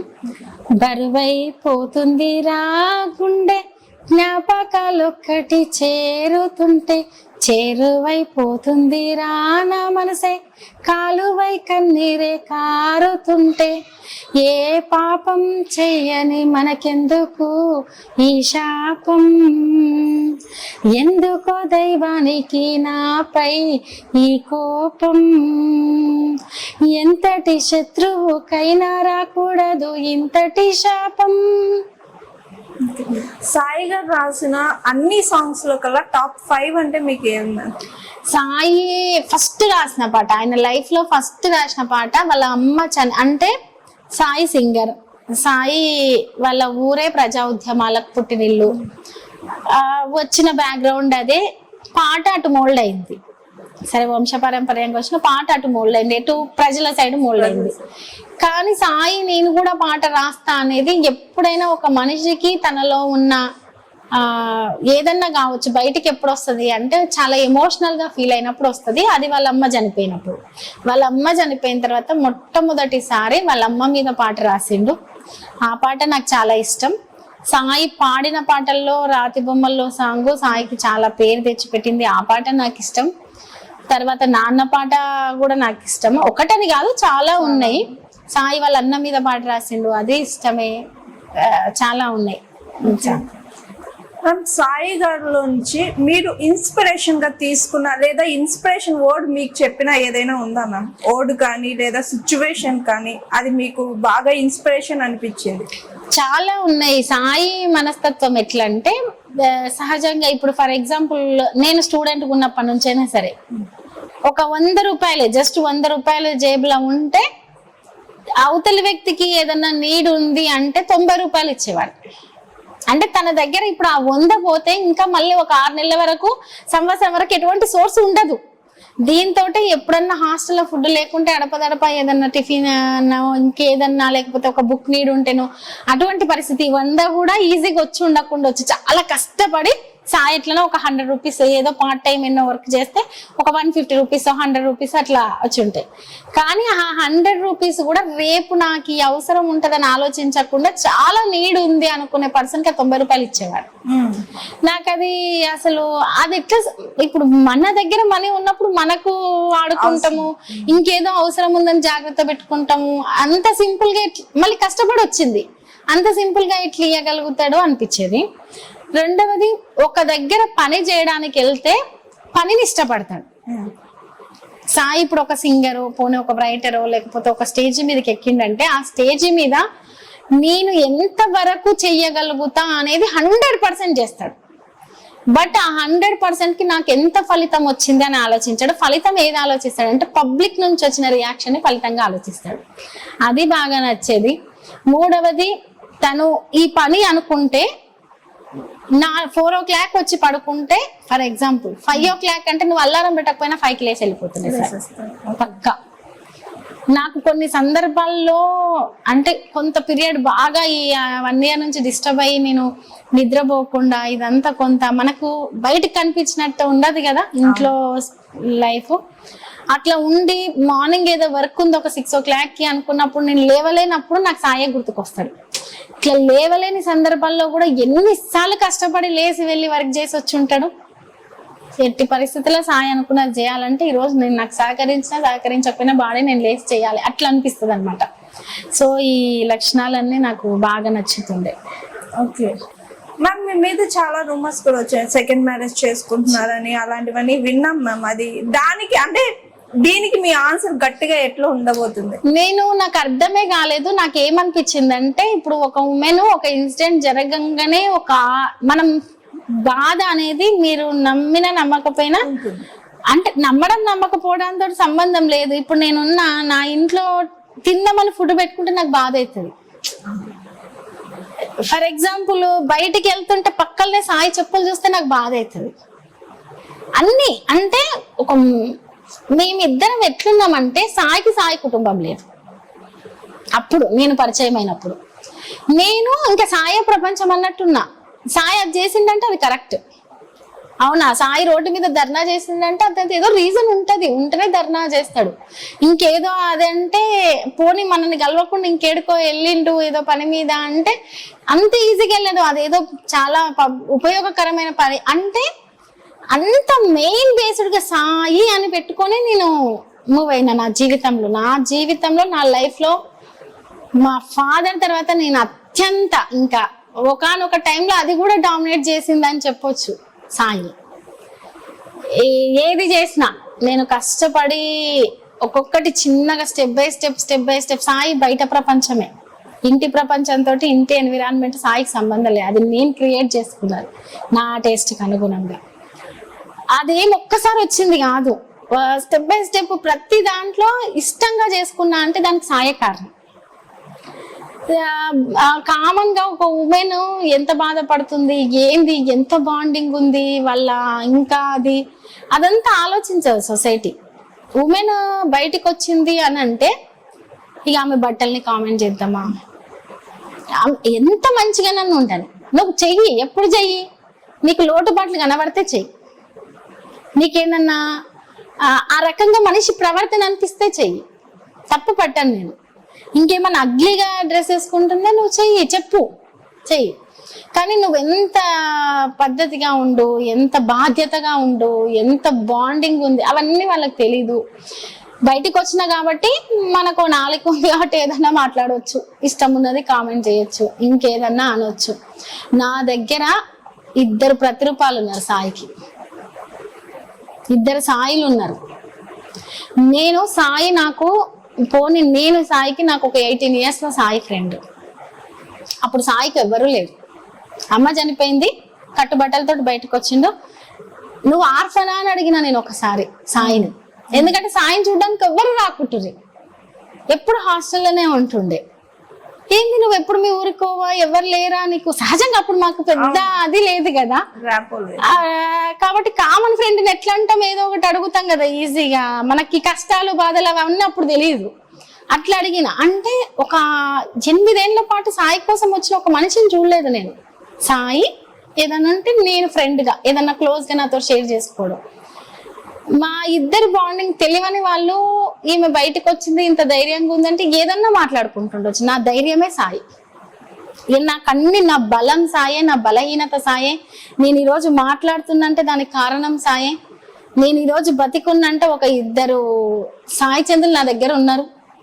పోనీ సాయి అనుకున్న ప్రతిదీ స్టెప్ బై స్టెప్, ఈ రోజు నా హస్బెండ్ ఇంత కష్టపడ్డాడు అంటే దాని వెనుక కొంత ఓపిక, ఆ కష్టాన్ని, మనకి ఇష్టమైన వాళ్ళు కష్టపడుతుంటే చూసే పెయిన్ ఉంటది కదా, ఆ పెయిన్ అంతా నాకు ఉంది కాబట్టి ఖచ్చితంగా కనీసం అదನ್ನು నిలబెట్టాలి అనేది ఉంది. జీవితంలో సాయిని, నన్ను ఎంతమంది ఏ రకాలుగా విమర్శించినా వేరు చెయ్యరు. అది అట్లా మాట్లాడితే వాళ్ళ ఒక సంతోషం అంటారు చూడు, వాళ్ళకు ఒక సంతోషం, ఇంకా అంతే, ఎవరినో పైశాచిక ఆనందం అంతే. సహజంగా సొసైటీలో ఏంటంటే మెన్ కి జరుగుతుంటది, ఒకరు ఇట్లా కాగానే ఎవరో ఒకరు తోడును వెతుక్కోవడం. తోడు అంటే నా పిల్లలు నాకు తోడు, ఇంకొక 3-4 ఏళ్ళు అయితే నా కొడుకే నాకు పెద్ద అది. సాయి ఏ రకంగా ఎవరైనా నన్ను విమర్శిస్తే ఏ రకంగా రియాక్ట్ అవుతాడో, రేపట్ల రియాక్ట్ అయ్యే నా కొడుకు నేను తయారు చేస్తా. కాబట్టి సాయి నాతోటే ఉంటాడు, నాలోనే ఉంటాడు. ఎవరైనా అట్లా అనుకుంటే అది వాళ్ళ మూర్ఖత్వం. చూసారు కదా, మీరు రాసే రూమర్స్ కి ఆ రజనీ గారు గట్టి వార్నింగ్ ఇచ్చారు. ఇంకా ఈ రూమర్స్ అయితే ఆపేయాలని మేడం ముందు నేను కోరుకున్నాను, మేడం కూడా అంటున్నాను, మీడియాలో ఇలాంటి ఫాల్ న్యూస్ అయితే ఇంకా స్ప్రెడ్ చేయకండి. అంటే ఎందుకని మీడియా కూడా ఇలా తయారైందని అనుకోవచ్చు మ్యామ్. ఒక సిచ్యువేషన్ అది కూడా ఎక్కువగా ఉమెన్స్ ఫేస్ చేస్తున్నారు. ఇప్పుడు కాదండి, ఉమెన్ ఇవి ఇంకా తక్కువ మనం ఫేస్ చేసేది ఈ రోజు మాటలు మాత్రమే. ఇంతకు ముందు చాలా ఫేస్ చేసాము, ఒకప్పటి జనరేషన్ లో చాలా ఫేస్ చేసాం. ఉమెన్ శారీరకంగా హింసను ఫేస్ చేసింది, మానసిక హింసను ఫేస్ చేసింది. ఫిక్స్ అయిపోయారు ఉమెన్ పట్ల. ఏంటంటే ఇవి ఉమెన్ మాట్లాడొద్దు కదా, ఇది ఉమెన్ చెయ్యొద్దు కదా. పోనీ హస్బెండ్ అట్లా అయింది అంటే ఉమెన్ ఎట్లా బయటికి వెళ్తుంది, వెళ్ళొద్దు కదా. ఇంకా అవసరమైతే నువ్వు ఇంకా ఏడ్చుకుంటూనే ఇంట్లో ఉండాలి కానీ అస్సలు బయటికి వెళ్ళొద్దు కదా. ఇలా ఉంది కాబట్టి ఉమెన్ ఒక్కతే ఎట్లా రాజకీయాల్లో నెగ్గుకొస్తుంది? ఏదో ఒక మెన్ సపోర్ట్ కావాలి కదా. ఈ రకమైన మైండ్ సెట్ అనేది ఈ రోజు క్రియేట్ అయినది కాదు, ఎన్నో తరాల నుంచి ఉమెన్ మీద ఉన్నదే ఒకటి. రెండవది, ఇప్పుడున్న సొసైటీలో టెంపరీగా అన్ని కావాలి. దాంట్లో మీడియా కూడా టెంపరీగా, అంటే పోటీ అలా అయిపోయింది. టెక్నాలజీలో పోటీ కూడా ఆ రకంగా అయిపోయింది. ఇప్పుడు ఆ పోటీలో ఏంటి, పీపుల్ మైండ్ సెట్ ని ఏ రకంగా అట్రాక్ట్ చేయగలం. హ్యూమన్ బీయింగ్ సైకాలజీ ప్రకారం కూడా మనం పాజిటివ్ కంటే నెగిటివ్ కు తొందరగా అట్రాక్ట్ అవుతాం. అది టాక్ అయినా సరే, సిచ్యువేషన్స్ అయినా సరే. కాబట్టి ఒక నెగిటివ్ హెడ్ లైన్ పెడితే ఓపెన్ చేసి చూస్తారేమో, నెగిటివ్ గా ఏదన్నా మాట్లాడితే మన మీదకి దృష్టి మళ్తదేమో. అంటే నేను అనేది ఛానల్ వైజ్ కావచ్చు, పర్సన్ వైజ్ గా కావచ్చు. కాబట్టి దాన్ని బేస్ చేసుకొని నెగిటివ్ ని పెంచి పోషిస్తారు తప్ప ఆ నెగిటివ్ ని తగ్గించి పాజిటివ్ వైపు, అంటే మనం ఏది క్రియేట్ చేస్తే నెక్స్ట్ జనరేషన్ కి అదే అలవాటు అవుతుంది కదండి. ఆ క్రియేషన్ అనేది పాజిటివ్ గా ఉండేది పోయింది, అన్ని ఫీల్డ్లలో పోయింది. మనల్ని మనము ఎట్లయితే ముందు జనరేషన్ వాళ్ళు చాలా జాగ్రత్తగా మనకు కొన్ని నేర్పించారో, మనం కూడా నెక్స్ట్ జనరేషన్ కి అడిగాలి కదండి. సొసైటీలో ఒక నేచర్ ని, ఒక ఎన్విరాన్మెంట్ ని, పోనీ స్టడీలో ఒక మంచి స్టడీని, విద్యని, హెల్త్ ని, అన్ని రకాలవి ముందు జనరేషన్ వాళ్ళకు మనకు కొన్ని ఇచ్చిపోయారు. మనం కూడా అవి నెక్స్ట్ జనరేషన్ కి ఇవ్వాలంటే ఇటువంటివి ఎవరికి వాళ్ళుగా సెల్ఫ్ గా ఉండాలి. అది కొన్ని ఫీల్డ్లలో ఉండాలి. ముఖ్యంగా జర్నలిజం అనేది చాలా మెయిన్ ఫీల్డ్ కాబట్టి ఆ ఫీల్డ్ లో కూడా ఉండాలని నేను కోరుకుంటున్నా. కాబట్టి ఈ కాంపిటీషన్ దాంట్లో నెగిటివ్ మైండ్ సెట్స్ పీపుల్ కి ఎక్కువ అలవాటు అయింది కాబట్టి దాన్ని బేస్డ్ గా ముందరికి తీసుకెళ్తారు. దయచేసి కొంచెం పాజిటివ్ మైండ్ సెట్ బేస్డ్ గా నెక్స్ట్ జనరేషన్ ని తయారు చేయాలని కోరుకుంటున్నాను. మ్యామ్, ఒక ఉమెన్ గా ఇప్పుడు మన 2 తెలుగు రాష్ట్రాల్లో చూసిన ఉమెన్ చాలా దారుణమైన సిచ్యువేషన్ లో పడిపోతున్నారు. అది చిన్న పిల్లలతో సహా. అది మెయిన్ అత్యాచారాలు, మానభంగాలు, హత్యలు, ప్రేమ పేరుతోటి కొట్లాట్లు, ఇలాంటివన్నీ. మెయిన్ తెలంగాణలో ఒక జూన్ నెలలోనే 1200 రేప్ కేసులు జరిగాయి. మొన్న హరీష్ రావు గారు చెప్పారు మనకు అసెంబ్లీలో. సో చూస్తే ఈ సిచ్యువేషన్ అంటే ఉమెన్ మీద ఒక పైచాచిక ఆనందం, రేప్ చేస్తూనో లేదంటే హత్య చేస్తూనో, అది ఏజ్ తో సంబంధం లేకుండా జరుగుతున్న దానికి మెయిన్ కారణం అంటే ఇప్పుడు సొసైటీ టెక్నాలజీ వల్ల ఇలా తయారైతుంది. ఉమెన్ మీద ఇలాంటి కిరాతక హత్యలు, మానభంగాలు జరుగుతున్నాయని అనుకోవచ్చా? ఒకటండి, టెక్నాలజీ అని కాదు, విద్యలో మార్పు, కుటుంబంలో మార్పు, అంటే ప్రతి వ్యవస్థలో చేంజ్ వస్తా ఉంది. ఆ చేంజ్ ఏ రకంగా వస్తుంది అంటే మనము నాశనం చేసుకునే విధంగా వస్తుంది. మొన్నటికి నాకు తెలిసి బ్లైండ్ హాస్టల్ అనుకుంటా, వాష్రూమ్ క్లీన్ చేయడానికి వచ్చిన ఎవరో ఒక పర్సన్, అది ఎంత ఘోరం అండి సిచ్యువేషన్. అంటే ఆ అమ్మాయికి మొత్తం ఆ రకంగా జరిగి అంత అయినాక కూడా ఒక 10 days తర్వాత ఆ వార్త బయటకు వచ్చింది. అంటే ఈ రోజు చిన్న పిల్లలకు కూడా మనం ఏం నేర్పిస్తున్నాము? చిన్న పిల్లలకు, ఒకప్పుడు చిన్న పిల్లలకు కూడా మీరు ఇట్లా వేసుకోండి డ్రెస్, మీరు పిల్లలకి ఏముందండి, పిల్లలకు ఆ రకమైన మనం నేర్పించే సిచ్యువేషన్ లకు నెట్టివేయబడ్డాం. అంటే కుటుంబంలో మార్పు వచ్చింది, కుటుంబ వ్యవస్థలో మార్పు వచ్చింది. ఆలోచన అనేది బేస్, మనిషి ఆలోచన అనేది కుటుంబము, విద్య, తర్వాత విలువలు, పెద్ద చిన్న తేడా, ఎవరితోటి ఎట్లా. ఇంతకు ముందు సొసైటీలో ఏముండంటే చాలా చిన్న పరిమితి ఉండే. ఒక ఊర్లో, ఇదే ఊర్లో ఇక్కడే స్కూల్లో వర్క్ చేయడము, ఇక్కడే ఇది, లేకపోతే ఇక్కడే వ్యవసాయం చేసుకోవడం, ఇక్కడ పరిధులు చాలా చిన్నగా ఉండే. ఆ పరిధులు ఉన్నప్పుడు ఆ వ్యక్తి మనకు పూర్తిగా తెలుస్తాడు, మనం మాట్లాడే వ్యక్తులు తెలుస్తారు, ఆ చుట్టూ ఎన్విరాన్మెంట్ మొత్తం మనకు తెలిసిపోతుంది. వరుసలు పెట్టి పిలుచుకునే వాళ్ళు, మన పిల్లలే అన్నట్టు చూసుకునే వాళ్ళు, అట్లా కొంత జాగ్రత్తలు ఉండేవి. ఇప్పుడు యూనివర్సల్ అయిపోయింది, ఖండాలు దాటిపోతున్నాం, ఎక్కడెక్కడికో వస్తున్నాం. సరే, ఇదంతా మంచిదే, గ్రోత్ కావడం మంచిదే, దాంతో పాటు వినాశనం కూడా స్టార్ట్ అయింది. కాబట్టి కుటుంబ వ్యవస్థలో కొన్ని విలువల్ని కాపాడుకోవాలి, విద్యా వ్యవస్థలో విలువల్ని కాపాడుకోవాలి, తర్వాత ఉమెన్ ఏ రకంగా రెస్పెక్ట్ చేయాలని చూడాలి. ఈవెన్ మూవీ రంగం, సినిమాస్ కావచ్చు, టెక్నికల్ ఫీల్డ్ లో కావచ్చు, మనం చాలా చూస్తున్నాం. ఉమెన్ కూడా చాలా ఒక టైప్ గా క్రియేట్ చేయడము, ఒక రకంగా, తర్వాత కొందరు ఆ రకంగా క్రియేట్ చేస్తున్నారు అంటే ఆ రకంగా ఉంటున్నారు కూడా. అంటే ఈ రకమైనదంతా దశల వారీగా మారుతూ వచ్చింది. దాన్ని ఇప్పుడు ఒక దగ్గర పులి స్టాప్ పెట్టలేని పరిస్థితికి వెళ్ళిపోయినాం. అది స్టెప్ బై స్టెప్ మారుతూ వచ్చింది. కాబట్టి నెక్స్ట్ జనరేషన్ కి ఇగో ఉమెన్ కి ఇవ్వాల్సిన రెస్పెక్ట్ ఇదని కుటుంబం నుంచి. ఎక్కడైనా ఏమైనా ఇన్సిడెంట్ జరిగితే చట్టపరంగా చాలా స్ట్రిక్ట్ గా చర్యలు తీసుకోవడం, ఎక్కడైనా జరగాలని కోరుకోవట్లేదు, జరగొద్దు. అనివార్యంగా ఏదన్నా 1-2 సంఘటన జరిగిన ఒక భయంతో కూడిన వాతావరణం ఇది చేస్తే మా లైఫ్ ఉండదు స్మైల్. ఎందుకంటే విచ్చలవిడి రోడ్ల మీదే హత్యలు జరుగుతున్నాయి, దారుణాలు జరుగుతున్నాయి. ఒక చిన్న మాట ఒకరినొకరు అనుకుంటే 5 చిన్న విషయాల గురించి, అంటే ఈగోస్ తో కూడిన అది. అంటే ఇదంతా ఒక 20 years లో ఈ టెక్నాలజీ వల్ల కావచ్చు, ఈ కాంపిటీషన్ వల్ల కావచ్చు, ఈ యూనివర్సల్ మైండ్ సెట్ వల్ల కావచ్చు, కుటుంబ వ్యవస్థ ఛిద్రం అయిపోవడం వల్ల, వీటి వల్ల వ్యవస్థ అనేది కొంచెం అస్తవ్యస్తంగా మారింది. మళ్ళీ దాన్ని చేంజ్ చేసుకుంటూ రావడం అనేది చాలా కష్టము. కాబట్టి కనీసం కొంచెం శిక్షలు చాలా కఠినంగా ఉండడము, స్టడీ విద్యా వ్యవస్థలో కొంచెం మార్పులు తీసుకురావడము, కుటుంబ వ్యవస్థలో మార్పులు తీసుకోవడం, టెక్నికల్ ఫీల్డ్లలో కూడా లిమిట్స్ పెట్టుకోవడము, కంట్రోల్ ఇంతవరకే అని. పోనీ సినిమా ఇండస్ట్రీ, ఇంకో ఫీల్డ్లలో కూడా కొన్ని లిమిట్స్ పెట్టుకోవడం వల్ల కొంతవరకు తగ్గించవచ్చు. ఓకే మ్యామ్, మీరు ఒక ఇండిపెండెంట్ మదర్, ఇప్పుడైతే ఇండిపెండెంట్ మదర్. సో ఇండిపెండెంట్ గా ఉంటూ మీ పిల్లల భవిష్యత్ ఎలా తీర్చిదిద్దాలనుకుంటున్నారు? ఒకటండి, చాలా మంది అనుకుంటారు మెన్కి బయటికి వెళ్తాడు, చాలా కష్టపడతాడు, అన్ని విషయాల పట్ల అది ఉంటదని. కానీ ఒక ఉమెన్ ఇంట్లో లేకుంటే మెన్ ఏం చేయలేదు.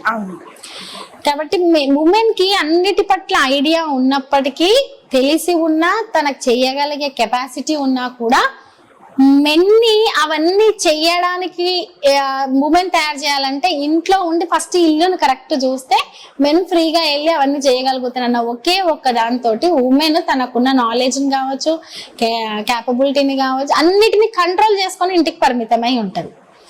సో తను ఇంటికి పరిమితమైనందుకే కదండి నెక్స్ట్ జనరేషన్స్ అన్ని చాలా బెటర్ గా ఉంటున్నాయి. నేనేమంటానంటే నా పిల్లల వరకు వచ్చేసరికి ఫస్ట్ స్టడీకి ప్రయారిటీ ఇస్తాను. వాళ్ళు ఎంతవరకు ఏంటి అట్లని ఓవర్ గా వాళ్ళ మీద రుద్దడం చేయట్లేదు. వాళ్ళకు కొంచెం రెస్పెక్ట్. చాలా మంది ఎవరినన్నా నేను పిల్లల్ని ఎక్కడికైనా తీసుకెళ్ళినప్పుడు పిల్లలది ఏదో బర్త్డే అటువంటి ఉన్నప్పుడు బ్లెస్సింగ్ తీసుకోమని చెప్తాను. బ్లెస్సింగ్ తీసుకున్నప్పుడు వాళ్ళని ఎందుకు బ్లెస్ తీసుకోమన్నారు ఇట్లా కూడా మాట్లాడతాను. అసలు మనం చిన్నప్పుడు మనకంటే పెద్దవాళ్ళని ఎవరినైనా గౌరవించే వాళ్ళం, ఎవరిమైనా బ్లెస్ తీసుకునే వాళ్ళం, నమస్కారం పెట్టే వాళ్ళం, బ్లెస్సింగ్ తీసుకునే వాళ్ళం. అంటే మనకంటే పెద్దవాళ్ళని గౌరవించే ఇటువంటి విషయాలను నాకు సాధ్యమైనంత వరకు నేను నేర్పుతాను. ఆర్థికంగా అంటే డబ్బుల విషయంలో కూడా జాగ్రత్తలు నేర్పుతాను, ఎలా ఉండాలి ఏంటి అని. మనుషుల ప్రవర్తన కొంత ఎట్లుంటదంటే వాళ్ళు సరిగ్గా లేకపోతే, డ్రెస్సింగ్ సరిగా లేకపోతే ఇంట్లో ఎన్విరాన్మెంట్ కొంచెం అదిగా లేకపోతే ఒక రకంగా ప్రవర్తించే పిల్లల్ని చూస్తుంటాం. అది లేకుండా అందరినీ ఈక్వల్ గా చూసే, ఫైనాన్షియల్ గా స్టేటస్ చూసుకోకుండా అందరినీ ఈక్వల్ గా చూసే మనస్తత్వం అంటే ఇవన్నీ ఉన్నాయి. ఏదైనా ఎక్స్ట్రా యాక్టివిటీస్ ఉంటే వాళ్ళని ఎక్స్ట్రా యాక్టివిటీస్ నేర్పియాలని, ఈ రకంగా వాళ్ళకి నేను కొన్ని విలువలు నేర్పియాలని అయితే అనుకుంటున్నాను. అది ఎంతవరకు సక్సెస్ అవుతుంది అనేది భవిష్యత్తు చెప్తాను. మ్యామ్ రీసెంట్ గా ఫాదర్స్ డే కి ఏమో ఒక సాంగ్ కూడా పిల్లల దగ్గర పాడిచ్చారు కదా మ్యామ్. అంటే ఎవరినో కొన్ని అంటే లైక్ సింగింగ్ అనేది ఉండాలి అనేది ఏమైనా ప్రోత్సహిస్తున్నారా? నేను సింగింగ్ ఉండాలి అది అది అని కాదండి. ఫస్ట్ నుంచి కూడా మాకు ఎట్లా ఉండంటే పిల్లలకు ఎక్స్ట్రా యాక్టివిటీ అనేది ఒకటి కంపల్సరీ అనేది. అది మెంటల్లీ పిల్లల్ని స్ట్రాంగ్ చేసిద్ది, మానసికంగా. ఇంకా చాలా మంది ఎక్స్ట్రా యాక్టివిటీస్ ఉంటే చదువులో డల్ అవుతారని, చదువులో డల్ అని కాదు, పిల్లల్ని ఇంకా షార్ప్ చేసిద్ది ఎక్స్ట్రా యాక్టివిటీ ఉంటే. సో నాకేమనిపించింది అంటే వాళ్ళకి ఏ దాని మీద ఇంట్రెస్ట్ ఉంటే ఆ దాని మీదకి కొంత మూవ్ చేద్దామని నేను అనుకున్నాను. పాప చాలా బాగా డాన్స్ చేస్తుంది, అది ఏందో తెలియదు కానీ జీన్స్ జెనెటికల్ గా వచ్చిందేమో కానీ తనంతకు తను నేను ఏ రోజు చెప్పకపోయినా క్లాసికల్ అవో ఇవో పెట్టుకొని చేస్తూ ఉంటది. ఆ తర్వాత బాబు వద్దన్న ఏదో ఒక మ్యూజిక్ ప్లే చేస్తూ ఉంటాడు, డ్రమ్స్ ప్లే ఒట్టిగా నీకు ఒక టేబుల్ దొరికినా చేతులు ఖాళీగా ఉండవు, బాబు ఏదో ఒకటి హమ్ చేస్తూ ఉంటాడు. అప్పటి నుంచి కూడా పాడుతూ ఉండడం. కాకపోతే సాయి ఉన్నప్పుడు ఎప్పుడు వాళ్ళు ఇది చేస్తున్నారని మేము చిన్న పిల్లలు కదా కాన్సన్ట్రేషన్ చేయలేదు. బట్ బాబుకి కొంచెం మ్యూజిక్ మీద నాలెడ్జ్ ఉంది, నాకు తెలుస్తుంది కదా ఉంది అనేది. కాబట్టి మొన్న పాట పాడించాను. ఇంట్లో రెగ్యులర్ గా పాటలు ఏవో ఒకటి పాడుతూ ఉండు. సరే చూద్దాం, ఫాదర్స్ డే రోజు ఆ పాట కూడా పాడుతున్నాడు. సరే చూద్దామని అప్పటిదప్పుడు ఒక చిన్న ప్రయత్నం చేశాము, నాకు మంచిగా అనిపించింది. సో బాబుకి ఇంట్రెస్ట్ ఉంటే మాత్రం ఎక్స్ట్రా యాక్టివిటీగా స్టడీ మెయిన్, ఎక్స్ట్రా యాక్టివిటీగా సింగింగ్ తనకి ఇంట్రెస్ట్ ఉంటే చేస్తాను. పాపకి ఏది ఇంట్రెస్ట్ ఉంటే అది. ఓకే మ్యామ్, అయితే ఒక ఇండిపెండెంట్ ఉమెన్ కి మీరు ఏం సలహా ఇస్తారు మ్యామ్? ఎలా బతకాలి సమాజంలో అనుకుంటే ఏం సలహా? నేను ఒకటి అంటానండి, మెన్ కన్నా బతకడానికి దారులు చాలా తక్కువ ఉంటాయి, కానీ ఉమెన్ కి బతకడానికి దారులు చాలా ఎక్కువ ఉంటాయి. ఎందుకు నేను ఈ మాట చెప్తున్నానంటే, ఉమెన్ పచ్చళ్ళు పెట్టుకున్నా బతుకుతారండి, వడియాలు పెట్టుకున్నా. అంటే మీరు ఫైనాన్షియల్ గా అమ్మో నేను ఒక రేంజ్ ఎంటెక్ ఇంకేదో చేయలే అంటే ఒక జనరేషన్ వరకు ఈ కోర్సెస్ లేవు. టెక్నికల్ కోర్సెస్ అనేది చాలా తక్కువ ఉన్నాయి. ఇప్పుడు మా పీరియడ్ లో డిగ్రీ కోర్సెస్ తప్ప టెక్నికల్ కోర్సెస్ చాలా తక్కువ, రేర్, అప్పుడప్పుడే ఎంటర్ అవుతున్నా అది. సో ఉమెన్ ఏంటంటే అమ్మో నేను స్టడీ, నాకు ఎడ్యుకేషన్ లేదనో లేకపోతే ఇంకోటి లేదనో నేను ఆర్థికంగా బాగా చదువుకొని ఉంటేనో, నాలెడ్జ్ కి చదువుకు సంబంధం లేదు, ఉంటేనే నేను గెటాన్ అవుతుంటేనో. సింగిల్ ఉమెన్ మీరు ఏదైనా చేయగలుగుతారు. మనము ఒకరు ఉన్నారు అంటేనే డిపెండ్ అవుతాం, ఒకరు ఉన్నారు అంటే వాళ్ళను మా ఎంబడి రాని సపోర్ట్ కొడతాం, ఒకరు లేరు అంటే కష్టపడో ఒకసారి కింద పడో మీద పడో వెళ్తాం.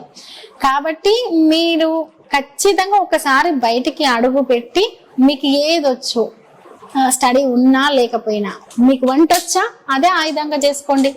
పోనీ మీరు అద్భుతంగా ఏదన్నా డెకరేట్ చేసి పెట్టగలుగుతారా అదే ఆయుధంగా చేసుకోండి. పోనీ ఇంకేదన్నా బ్యూటీకి సంబంధించింది ఇంకేదన్నా చేయగలుగుతారా అద్భుతంగా. అంటే ఓన్లీ స్టడీ, జాబ్, ఎంప్లాయ్మెంట్ ఇది కాదు. ఒక్కసారి లైఫ్ లో నీకు ఏదైనా డిస్టర్బెన్స్ వచ్చినప్పుడు నిన్ను నువ్వు శక్తిగా మలుచుకోవాలంటే నీకు ఏదొచ్చు, ఎవరి మీద డిపెండ్ కాకుండా నేను ఎట్లా అడుగు పెట్టాలి, ఫస్ట్ టైం ఇబ్బంది అనిపిస్తుంది, బాధ అనిపిస్తుంది, అగౌరవం ఎదురైనప్పుడు ఏడుపు అనిపిస్తుంది, చేయలేని అనిపిస్తుంది. ఒక 10 సార్లు 15 సార్లు మూవ్ అయ్యే కొద్దీ మనకు చాలా సింపుల్ అనిపిస్తుంది. ఫర్ ఎగ్జాంపుల్ ఒక చిన్న డ్రైవింగే తీసుకోండి, స్టార్టింగ్ చాలా కష్టం అనిపిస్తుంది, నువ్వు చేస్తూ ఉంటే చాలా సులువు అనిపిస్తుంది. స్విమ్మింగే చేసుకోండి, స్టార్టింగ్ మునిగిపోతాం అనిపిస్తుంది, వచ్చేసిన తర్వాత చాలా సులువుగా అనిపిస్తుంది. మెన్ బయటికి వెళ్ళిండు కాబట్టి స్ట్రాంగ్ గా కనిపిస్తుండు, ఉమెన్ వెళ్ళలేదు కాబట్టి వీక్ కనిపిస్తుంది. ఆ మైండ్ సెట్ ని ఫస్ట్ నేను ఒకరి మీద డిపెండ్ అయితేనే చెయ్యగలుగుతా అన్న మైండ్ సెట్ ని పక్కన పెట్టండి, మీరు ఏమైనా చేయగలుగుతారు. మ్యామ్, బిఆర్ఎస్ మరి ఈ ఎలక్షన్స్ లో 39 సీట్లకే పరిమితమైంది, ఎందుకని అనుకోవచ్చు మ్యామ్? అందులో దట్టు ఇప్పుడు అంటే ఒకసారి ఏ పార్టీ అయినా ఓడిపోతే ఆ పార్టీ ఇంకా లేదు, భూస్థాపితం అయిపోయింది, ఇంకా ఆ తెలంగాణలో బిఆర్ఎస్ అనేది లేదు అని బాగా స్ప్రెడ్ అయిపోతుంది. ఎలా చూడొచ్చు మ్యామ్? ఒకటండి, ఇప్పుడు 10 సంవత్సరాల కాలంలో బిఆర్ఎస్ పార్టీ చేస్తున్న పనులు చూసినప్పటికీ, అంటే మనం 60 years నుంచి ఒకలాగుండే, తెలంగాణ వచ్చిన తర్వాత దశ ఒకలాగా మారిపోయింది. చాలా ఫాస్ట్ గా చాలా రంగాల్లో మనకు ఫాస్ట్ గా జరిగింది కాబట్టి దాని విలువ అనేది తెలియట్లేదు, కానీ చాలా రంగాల్లో చాలా చేంజెస్ వచ్చినాయి. తెలంగాణలో వాటర్ అనేది కనబడడం అనేది చాలా అరుదు, అది అసలు మనం 60 ఏళ్ల నుంచి పడ్డ గోస. తర్వాత కరెంటు విషయంలో విప్లవాత్మకమైన మార్పు చూసాము. 24 hours కరెంట్ అనేది ఏ రాష్ట్రంలో అది అంత ఈజీగా, నువ్వు ఏం చేసావు ఎలా చేసావు అనే దానికంటే దాన్ని సక్సెస్ చేయడం అనేది అంత సులభం కాదు, సక్సెస్ చేశారు. ఈవెన్ తెలంగాణలో చాలా, అంటే మనకు చేపలు అనేవి అరుదు, అసలు ఆంధ్రాలో తప్ప తెలంగాణలో చేపలు దొరకవన్న, అంటే చేపల పంపిణీ లాంటి కార్యక్రమాలు కావచ్చు, రైతు బంధు లాంటి కార్యక్రమాలు కావచ్చు. మేము మా చిన్నప్పుడు చూసామండి, అసలు ఒక 60 ఎకరాల భూమి ఉన్న వాళ్ళు కూడా వాటర్ లేక 5 ఎకరాలు 4 ఎకరాలు పండించి, చిన్నప్పుడే కాదు డిగ్రీ వరకు కూడా చూసాము. అటువంటి తెలంగాణను 10 ఏళ్ల కాలంలో ఇంత అద్భుతంగా ఎంత ప్రతి ఒక్కరూ 100% చేస్తారని చెప్పలేమండి, ఏ రాజకీయ పార్టీ అయినా ఏ వ్యక్తి అయినా, కానీ సాధ్యమైనంత వరకు చాలా బెటర్ గా చేస్తుంది బిఆర్ఎస్ పార్టీ. కానీ పబ్లిక్ కి ఒకటి ఏంటంటే చాలా చిన్న లోపాలు. ఒకటి, రెండవది కాంగ్రెస్ పార్టీ కొత్తగా హామీలు ఇస్తుంది. 10 ఏళ్ల పాటు ఇది చూసాం కదా, వేరే ఇంకేదో చేస్తామంటున్నారు కదా. సహజం, ఎలక్షన్ టైంలో ఈ రకమైన మైండ్ సెట్ ఒక భావన క్రియేట్ అయిపోయింది, బిఆర్ఎస్ పార్టీ పోయింది. కానీ ఇప్పటికీ కూడా రాష్ట్ర రాజకీయాల్లో బిఆర్ఎస్ పార్టీ కీలకంగా వినిపిస్తుంది. కేఆర్ఎంబిలో సంతకం పెడితే బిఆర్ఎస్ పార్టీ నాయకులు అడుగుతూనే దాన్ని సరిదిద్దుకుంటే ప్రయత్నాలు చేస్తారు. కాళేశ్వరం రిపేర్ చేయాలి, లేకపోతే దాంట్లో వాటర్ ఈ రకంగా ఉపయోగపడతాయి, ఇది వదలాలని బిఆర్ఎస్ పార్టీ వాళ్ళు అంటేనే అది జరిగే పరిస్థితిని చూస్తాం. ఇప్పటి వరకు రైతు బంధు ఏంది పరిస్థితి వస్తలేదు, మరి రైతు భరోసా అందరని వీళ్ళు క్వశ్చన్ చేస్తేనే ఎంతో కొంత వరకు జరుగుతున్నది చూస్తున్నాం. అంటే నిరుద్యోగుల విషయంలో కూడా బిఆర్ఎస్ పార్టీ సపోర్ట్ కావాలని ఎలక్షన్ ముందు కాంగ్రెస్ పార్టీని గెలిపించిన నిరుద్యోగులు ఎలక్షన్ తర్వాత వీళ్ళ గుణాన్ని చూసి బిఆర్ఎస్ పార్టీ సపోర్ట్ అడిగి, అంటే ఈ రకమైన ఇదంతా చూస్తే బిఆర్ఎస్ పార్టీ మనుగడ లేదు అని మాట్లాడే వాళ్ళను అసలు వాళ్ళు ఎలా ఆలోచిస్తున్నారో అర్థం కావట్లేదండి. ఒకటి, భవిష్యత్తులో బిఆర్ఎస్ పార్టీ తెలంగాణలో ఇంకా బలంగా, ఈ 10 ఏళ్ల కాలంలో ఎంత బలంగా ఉందో దానికి రెట్టింపు బలంగా బిఆర్ఎస్ పార్టీ ఉండబోతుంది. ఇప్పటికే ఒక 8 నెలల కాలం అయింది కాంగ్రెస్ పార్టీ, అయినా కూడా ఇప్పటికీ పాలన కొంచెం డిస్టర్బెన్స్ గానే ఉంది, పూర్తి స్థాయిలో ఒక గాడిలో పడలేదు. ఏదైనా ఒక 3 నెలల కాలం తీసుకుంటది, 6 నెలల కాలం తీసుకుంటది. 6 నెలలు దాటినాక కూడా పరిపాలన మీద ఒక గ్రిప్ అనేది, ఒక సమన్వయం అనేది కాంగ్రెస్ పార్టీకి ఇప్పటి వరకు రాలేదు. సో బిఆర్ఎస్ పార్టీ శ్రేణులు, ఉద్యమం నుంచి ఉన్న వాళ్ళు 10 ఏళ్ల కాలంలో ఎటువంటి లబ్ధి పొందకుండా ఉండి కూడా పార్టీ కోసం కష్టపడుతున్న వాళ్ళు చాలా మంది ఉన్నారు. అవకాశవాద రాజకీయ నాయకులందరూ పక్కకు పోతుర్రు. మిగతా ఎవరైతే కష్టపడే మనస్తత్వం ఉంది, ప్రజల కోసం చేద్దాం అనుకున్న వాళ్ళు, 10 ఏళ్ళు ఓపిక పట్టిన వాళ్ళు అసలు సిసలైన బిఆర్ఎస్ శ్రేణులు ఉన్నారు, వాళ్ళు ముందుకు తీసుకెళ్తారు. మ్యామ్, అయితే మొన్న విద్యార్థుల ధర్నాలో చాలా డిఎస్సి పోస్ట్పోన్ చేయాలని, గ్రూప్ 2 పోస్ట్పోన్ చేయాలని ధర్నాలు జరిగాయి, నిరాహార దీక్షలు. వాళ్ళలో ఒక ఆయనకి మీరు కూడా సపోర్ట్ చేశారు, అంటే నిరాహార దీక్ష చేస్తుంటే తీసుకెళ్లి హాస్పిటల్లో జాయిన్ చేశారు. సో ఈ సిచ్యువేషన్స్ అంతా గవర్నమెంట్ ఎందుకు అలా క్రియేట్ చేస్తుంది? మళ్ళీ విద్యార్థులు కూడా బిఆర్ఎస్ నాయకులే సపోర్ట్ చేశారు. అప్పుడేమో బిఆర్ఎస్ వద్దనుకొని కాంగ్రెస్ కి ఓటేశారు, ఇప్పుడేమో బిఆర్ఎస్ కావాలని, వాళ్ళ సపోర్ట్ కావాలని విద్యార్థి నాయకులు చూస్తున్నారు. ఇలా మైండ్ సెట్స్ ఎందుకని అప్పటికప్పటికే చేంజ్ అవుతున్నాయి. అయితే ఎలక్షన్ కి ముందు టీఎస్పీఎస్సీ విషయంలో కొంచెం లోటుపాట్లను దాన్ని బిఆర్ఎస్ పార్టీ కొంచెం బయటికి వచ్చి, అంటే మళ్ళీ ఎగ్జామ్ పెడుతున్నాం కదా, ఎటువంటి డిస్టర్బెన్స్ లేకుండా చేయొచ్చు అనుకున్నారా? అది కూడా కొంత డిస్టర్బెన్స్ అయ్యింది. దాంట్లో నిరుద్యోగులు కొంత డిసప్పాయింట్ గా ఫీల్ అయ్యి కొంత ఏం కదా కొంచెం ఇబ్బందికరమైన వాతావరణమే ఎలక్షన్ పీరియడ్ లో ఉండే. ఆ రకమైన ఎన్విరాన్మెంట్ క్రియేట్ కావడానికి కారణం బిఆర్ఎస్ పార్టీ అప్పుడున్న ప్రభుత్వము టీఎస్పీఎస్సీ విషయంలో జాగ్రత్తలు పాటించకపోవడం అనేది ఒకటి. మొత్తం స్ప్రెడ్ అయిన సందర్భంలో ఎలక్షన్ టైంలో నిరుద్యోగులు పెద్ద ఎత్తున కాంగ్రెస్ పార్టీకి సపోర్ట్ ఇచ్చారు. మామూలు సపోర్ట్ ఇవ్వలేదు. ఊరు వెళ్ళి మేము మీ బిడ్డల్లాగా అనుకోండి అని వాళ్ళ కాళ్ళు మొక్కుతూ కూడా మీరు కాంగ్రెస్ పార్టీకి ఓటు వేయండి, మాకు ఉద్యోగాలు వస్తాయి, ఈ రకమైన వాదనతో విలేజ్లలోకి వెళ్ళి నిరుద్యోగులు చెప్పడం జరిగింది. కాంగ్రెస్ పార్టీ కూడా ఫస్ట్ వచ్చిన నెలలోపే నిరుద్యోగుల సమస్యను మేము తీరుస్తాం, జాబ్ క్యాలెండర్ రిలీజ్ చేస్తాం, 2 లక్షల ఉద్యోగాలు ఇస్తాం, మెగా డిఎస్సి వేస్తాము, 1:100 నిష్పత్తిలో గ్రూప్ 1 చేస్తాము, ఇటువంటివి గ్రూప్ 2 గ్రూప్ 3 పోస్టులు పెంచుతా. అంటే ఇది వాళ్ళ ఎజెండా. నిరుద్యోగుల విషయంలో కాంగ్రెస్ పార్టీ చెప్పిన ఎజెండా ఇది.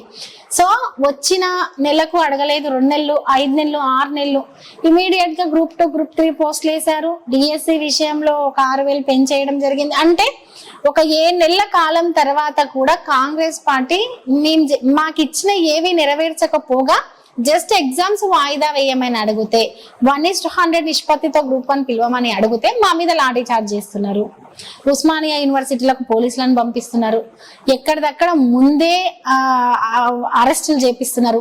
అంటే ఈ రకమైన నిర్బంధం మా మీద చేస్తారు అనుకుంటే, పాత ప్రభుత్వంలో ఉన్నప్పుడు ఇచ్చిన ఉద్యోగాలే మాకు ఇస్తారు అనుకుంటే, మేమెందుకు వీళ్ళ తరపున కొట్లాడుతుంటుంది, మేమెందుకు ఇంత రోడ్ల మీదకి వచ్చి బయట అదే ఉంటే మాకెందుకు ఇంకా అని నిరుద్యోగులు నిరాహార దీక్ష చేసిర్రు. మోతీలాల్ నాయక్ అనే అతను, ఈవెన్ అశోక్ సార్ అనే అతను, బక్కా జెడ్సన్. బక్కా జెడ్సన్ ఏం బిఆర్ఎస్ పార్టీకి సంబంధం ఉన్న వ్యక్తి కాదు, కాంగ్రెస్ పార్టీకి సంబంధం ఉన్న వ్యక్తి. ఆయన కాంగ్రెస్ పార్టీ సరే తర్వాత సస్పెండ్ చేసింది, ఏదైనా కారణాలు విమర్శించిరనో ఏదో దీక్ష చేశారు. అరే అంతవరకు ఎందుకు ఇగోకు పోయి ప్రభుత్వము వాళ్ళ పట్ల ఎందుకలా ప్రవర్తించిందో అర్థం కాలేదు. ఇప్పుడు నిరుద్యోగులకు అర్థమైంది. బిఆర్ఎస్ పార్టీ అయినా ఈ రోజుల కాలంలో 10 ఏళ్ల కాలంలో ఏ రోజు యూనివర్సిటీలకు పోలీసులను పంపించలేదు, ఏ రోజు ఫ్రెండ్లీ పోలీస్ అన్నారు కానీ ఇంత భయంకరమైన నిర్బంధం లేదు. బట్ మేము ఎంతో కొంత వాళ్ళలో లోటుపాట్లు జరిగినా వాళ్ళ దగ్గరికి వెళ్ళుంటే అవి సవరించుకునే వాళ్ళమేమో, వీళ్ళ దగ్గరకు వచ్చి వీళ్ళకి గెలుపుకు కారణమై మేమే కొట్టించుకునే పరిస్థితికి వచ్చింది కదా అని నిరుద్యోగులు పెద్ద ఎత్తున అశోక్ నగర్ ఆర్టీసీ చౌరస్తా దగ్గర పెద్ద మిలియన్ మార్చ్ రేంజ్ లో ర్యాలీ చేయడము ఇవన్నీ చూసాము. ప్రభుత్వం పెద్ద ఎత్తున నిరుద్యోగుల విషయంలో అది ఒక ఇగోకి పోయిందో ఏం పోయిందో తెలియదు కానీ వాళ్ళకి చాలా అన్యాయం చేసామంటే వాస్తవం. మ్యామ్, వేద సాయి చంద్ రజనీ గారు బిఆర్ఎస్ లోనే ఉంటారా, పార్టీ మారే ఛాన్స్ ఉందా? లేదండి, బిఆర్ఎస్ లోనే ఉంటాను. రేపు భవిష్యత్తులో కూడా బిఆర్ఎస్ లోనే నా మనగడ అనుకోండి, గమనం అనుకోండి, గమ్యం కూడా ఉంటది. ఇన్ కేస్ మీకు ఈ పార్టీలో అంటే మంచి గుర్తింపు లేకుండా మిమ్మల్ని పట్టించుకోకుండా పక్కన పెడితే ఏమైనా ఛాన్సెస్ ఉన్నాయా?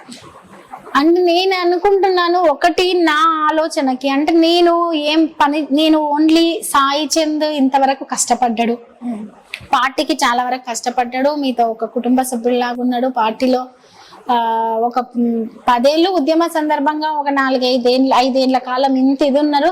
నేను ఇంట్లో సాయి తదనంతరం సరే నేను ఒక సాయి భార్యగా మాత్రమే ఇంట్లో ఉంటా, మీరు నాకు అవకాశాలు ఇవ్వాలి, లేకపోతే ఇంకేదో అంటే వేరే విషయం. నేను విషయాల పట్ల నేను తెలుసుకునేది నేను తెలుసుకుంటున్నాను, నేను కొట్లాడుతున్నాను, నేను బయటికి వెళ్తున్నాను, వాయిస్ చేస్తున్నాను, మాట్లాడుతున్నాను.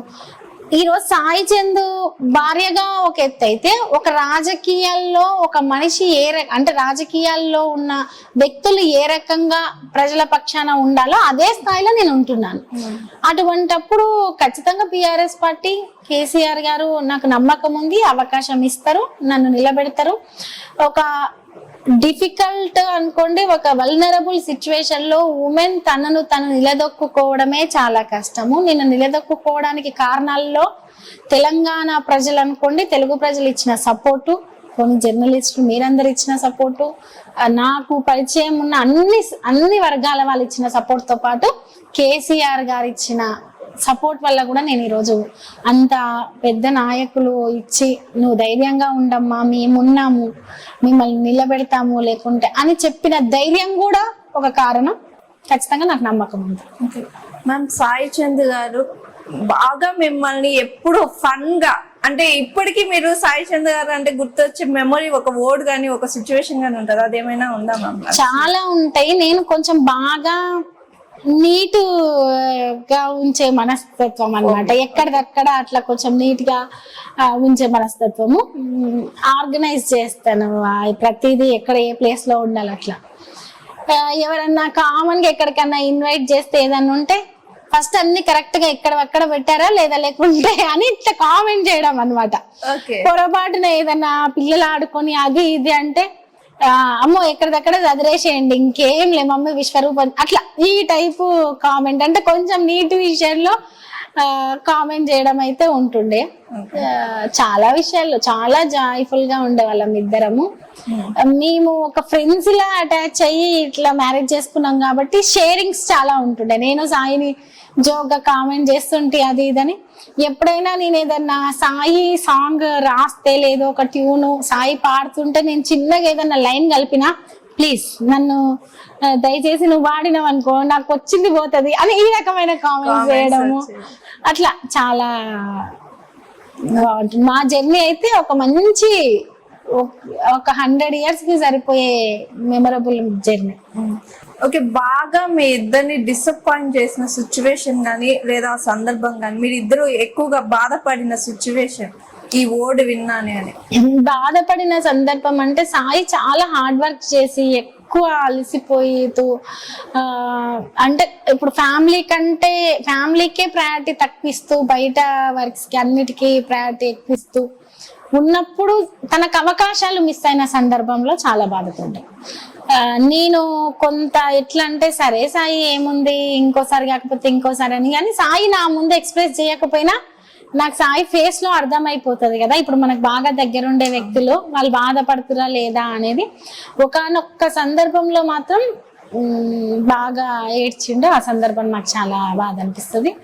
రెండవ ఇంకొకటి అంటే ఈ అవకాశం మిస్ అయిన సందర్భంలో సింగిల్ గా వెళ్ళి ఏదో బాధపడి కళ్ళు రెడ్ అయినాయి వచ్చిండు. నేను అది చూసి కొంచెం అంటే నాకు చాలా బాధ అయింది. ఎందుకంటే నేను కష్టం చూసాను కదా, ఇంత కష్టపడ్డ మనుషులను ఇంకా కష్టపెట్టడం ఏంటి అనే దానివల్ల నాకు బాధ అయింది. బట్ నేను ఏదో ఒకటి ధైర్యం చెప్పాలి కదా అని చెప్పి అది కాదు ఇది కాదు ఏం కాదు, నీకు ఒక అవకాశం వస్తేనైనా నీకంటూ ఉండే గుర్తింపు నీకుంది, అట్లా ఆ రకంగా మాట్లాడడం జరిగింది. సాయి బాగా బాధపడ్డ సందర్భాలు నేను ఇప్పుడు కూడా ఆ విషయంలో బాధపడతా. సాయి వాళ్ళ అమ్మ చాలా కష్టపడ్డది. ఈ రోజు వాళ్ళ ఊర్లో ఆ ఇల్లు ఉంది అంటే సాయి వాళ్ళ అమ్మ కష్టమే.